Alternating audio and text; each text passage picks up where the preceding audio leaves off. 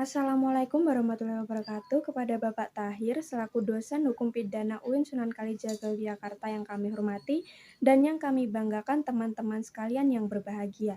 Kami dari kelompok 7 Hukum Pidana dengan tema Hukum Pidana Nasional dan Internasional akan mempresentasikan hasil makalah kami yang berjudul Perbedaan Pidana Tambahan dalam KUHP Indonesia dengan Belanda. Yang mana anggota dari kelompok 7 ini terdiri dari Anas Nur Irhami, saya sendiri Dian Anggreni Putri, Dwi Wahyu Priyodikdo, dan Alia Malinda. Langsung saja kepada bab 1 yakni pendahuluan. Di sini saya akan menyampaikan mengenai latar belakang dari makalah kami. Hukum memegang peranan yang sangat penting bagi suatu negara. Dalam berbagai negara di belahan dunia ini, mereka tentu saja memiliki aturan serta metodenya tersendiri untuk menegakkan hukum di negara mereka masing-masing. Sebagai contoh, kita bisa membandingkan antara penegakan hukum di Indonesia dengan Belanda. Pada umumnya, hukum ini dimaksudkan untuk menyelenggarakan serta menciptakan keamanan dan ketertiban sosial. Hal ini dilakukan agar kita sebagai masyarakat Indonesia itu terhindar dari ancaman-ancaman atau hal-hal yang mencederai dan dapat mengancam jiwa dan raga kita sebagai masyarakat Indonesia. Hukum ini dibagi menjadi berbagai jenis dan klasifikasi hukum untuk mengatasi kasus-kasus tertentu itu didasarkan oleh sifat dan pengaturan hukum yang berbeda-beda.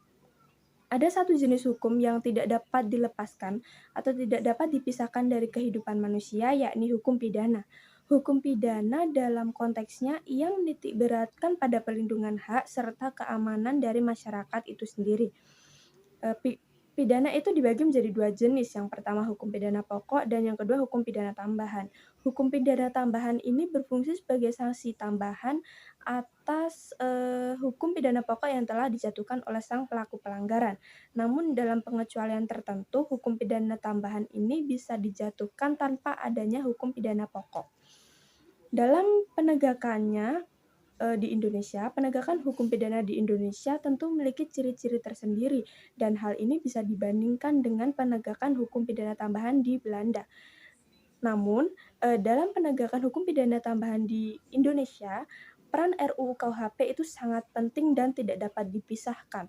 Hal ini dikarenakan RUU KUHP itu memuat ketentuan-ketentuan bagaimana cara mengatur serta menuntaskan tindak pidana yang telah terjadi. Nah, untuk itu kita membutuhkan pemahaman lebih detail serta penjelasan lebih detail mengenai penerapan hukum pidana tambahan di Indonesia dengan Belanda, bagaimana perbedaan yang terdapat dalam penerapan hukum pidana tambahan di kedua negara tersebut. Hal ini akan diulas lebih lanjut dalam pembahasan makalah kami. Dan sekian latar belakang yang dapat saya sampaikan. Selanjutnya akan disampaikan materi yang pertama mengenai perbedaan penegakan hukum pidana tambahan di Indonesia dengan Belanda yang akan disampaikan oleh rekan saya Dwi Wahyu Priyodikdo. Kepadanya dipersilahkan. Baik, di sini saya akan menjelaskan penjelasan mengenai perbedaan pidana tambahan di negara Indonesia dan Belanda. Yang pertama, di KUHP Belanda. KUHP Belanda tahun 1886 merupakan sumber informasi utama dan asal-usul tentang hukum pidana di Indonesia. Sehingga sekarang menjadi kodifikasi hukum pidana dengan beberapa amandemen. Sejarahnya dimulai ketika penjajahan Napoleon Bonaparte dari Perancis di wilayah Belanda antara tahun 1795 sampai 1813. Sebuah hukuman pidana diberlakukan di Belanda pada 1 Februari 1808 dengan nama Criminal Wetboek for Het Koninkrijk Holland. Kemudian pada 1 Maret 1811 Kerajaan Belanda bergabung dengan Kekaisaran Prancis dan KUHP tidak bertahan lama. Sejak saat itu KUHP Prancis tahun 1810 ditetapkan di Belanda. Sehingga pada tahun selanjutnya 1813 dimulai babak baru kodifikasi hukum pidana di Belanda. Meskipun masih berpedoman pada KUHP Prancis dan beberapa kali direvisi hingga 1870. KUHP Belanda yang saat ini mulai berlaku sejak bulan September 1886 dan telah diubah beberapa kali hingga tahun 1994 Juga ketika Indonesia dijajah oleh Belanda, KUHP Belanda 1886 ini yang berlaku di Indonesia berdasarkan prinsip persatuan. Oke, selanjutnya di dalam KUHP Belanda, pidana tambahan diatur mengenai seperti additional punishment. Yang pertama, disqualification from certain rights, yang dimana itu adalah pencabutan hak-hak tertentu.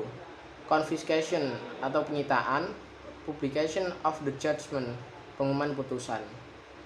Kemudian di pasal 9 KUHP Belanda tersebut menjelaskan jenis pidana dibagi menjadi dua bagian pokok, yaitu pidana pokok dan pidana tambahan.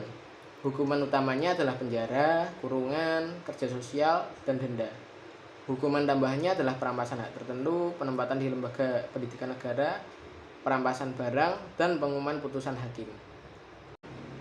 Kemudian hukum pidana Belanda memiliki pidana tambahan yang tidak ada dalam hukum pidana Indonesia, yaitu committal to a state workhouse, atau yang dalam bahasa Indonesianya penempatan di lembaga pendidikan negara. Membandingkan sistem hukum Indonesia dan Belanda pada dasarnya selalu mengikuti rumpun hukum yang sama, yaitu civil law. Perbedaan antara sumber hukum Belanda dan Indonesia. Yang pertama, sumber hukum Belanda berdasarkan UUD, Undang-Undang Adat Istiadat atau Case Law, dan doktrin. Nah, yang dari Indonesia sumbernya yaitu peraturan perundang-undangan atau ketentuan hukum, adat istiadat atau yang dalam bahasa Inggrisnya custom, putusan pengadilan, perjanjian, serta doktrin. Oke, untuk selanjutnya saya persilahkan untuk teman saya yang menyampaikan materi berikutnya mengenai pidana tambahan yang diatur dalam RUU KUHP Indonesia. Sekian dan terima kasih. Assalamualaikum warahmatullahi wabarakatuh. Sebelumnya terima kasih karena telah memberikan saya kesempatan. Di sini saya akan menjelaskan tentang pidana tambahan yang diatur dalam RUU KUHP di Indonesia.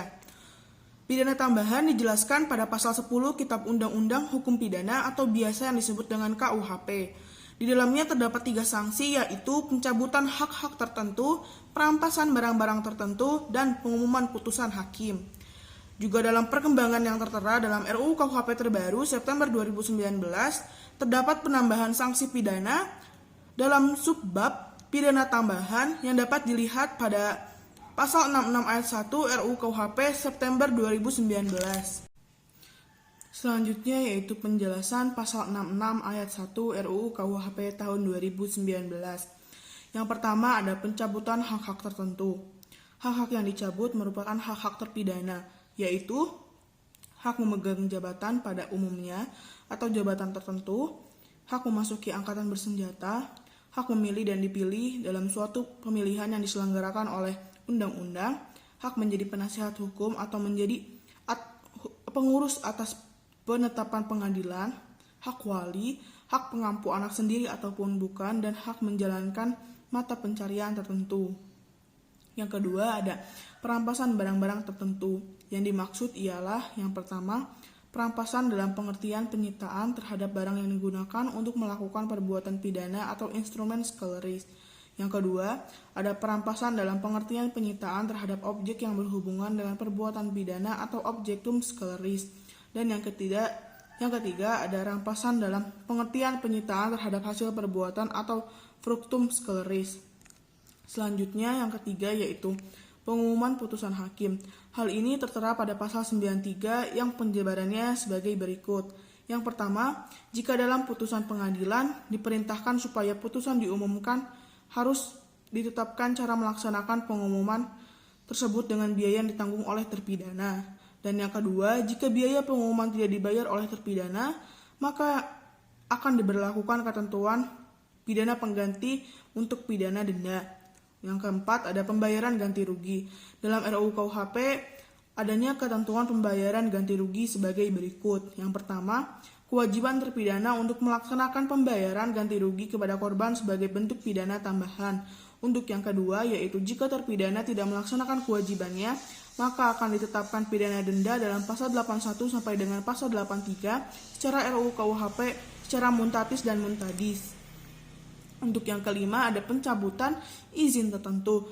Biasanya sanksi ini digunakan untuk memberikan efek jera serta perlindungan hukum untuk korban tindak pidana korporasi, yang artinya sebuah tindakan pidana yang dilakukan oleh seseorang yang memiliki kedudukan sosioekonomi dalam jabatan pekerjaannya seperti dokter, notaris, pengacara, atau kejahatan pemerintah, yaitu korupsi.